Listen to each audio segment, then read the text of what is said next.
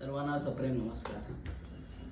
खरं तर ही व्हिडिओ मी कालच करायला पाहिजे होती आणि कालच हे अपलोड करायला पाहिजे होती, परंतु काही कारणास्तव, काही भावनिक दडपण असतील किंवा काही चिंता असतील, याच्या कारणाने मी ही व्हिडिओ केली नव्हती। परंतु आज लोकांसमोर सत्य येणं फार गरजेचं आहे। काल उमेदवारी अर्ज मागे घेण्याचा शेवटचा दिवस। या शेवटच्या दिवशी अनेक दडपणे आली। विरोधकांनी माझ्या जवळच्या असलेल्या, एकदम जीवाभावाच्या हृदयालगत असलेल्या लोकांना टार्गेट करून त्यांना मला भावनिक करायला सांगितले।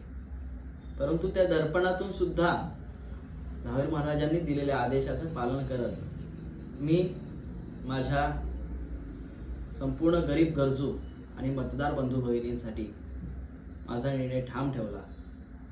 खरं तर माझ्या जीवाभावाचे असलेले लोकांना मुद्दामून टार्गेट करण्यात आलं, परंतु मी आज त्यांना सांगतो की माझ्या या निर्णयाशी, म्हणजेच माझ्या निवडणूक लढण्याच्या या निर्णयाशी त्या व्यक्तीचा किंवा त्या लोकांचा काही संबंध नाही। खरं तर संपूर्ण मतदारसंघामध्ये जी लोकांची हालत आहे, आपण वालीला गेलात तर नेटवर्क नाही, त्यानंतर अनेक गावांमध्ये जा, वाड्यांवर जा, वस्तीवर जा, काय हाल आहेत ना आपण स्वतः पहा। आपण गेले कित्येक वर्ष निवडून आलात, आपण म्हणताय की मी बलाढ्य आहे, आपण बलाढ्य आहात, आपण ज्येष्ठ आहात, आपण वडीलधारी आहात, परंतु आपल्यावर लोकांनी ठेवलेला विश्वास आपण किती पूर्ण केलात हे आपण स्वतः पडताळ। पण एक सांगतो की ज्या व्यक्तीला आपण टार्गेट करत आहात त्या व्यक्तीचा या माझ्या निर्णयाशी कोणताही काडी मात्र संबंध नाही।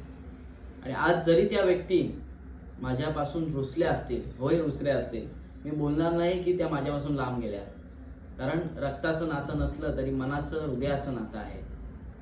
निवडणूक आहे, काही कारणास्तव, काही काळास्तव रुसतील, परंतु माझ्या मेलेल्या किंवा माझ्या शेवटच्या श्वासापर्यंत माझं आणि त्यांचं नातं माझ्यासाठी कायम तसंच असणार आहे।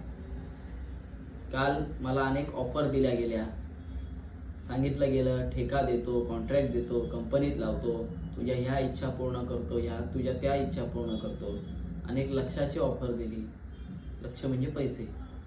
पण मी या सगळ्यांना धुडकावून लावले। त्यानंतर त्याही बाजार केला की दीप जास्त पैसे मागत होता आणि त्याच्या अपेक्षा पूर्ण नाही केल्या, किती तो स्वार्थी आहे, म्हणून दीपनी निवडणुकी अर्ज फॉर्म मागे नाही घेतला।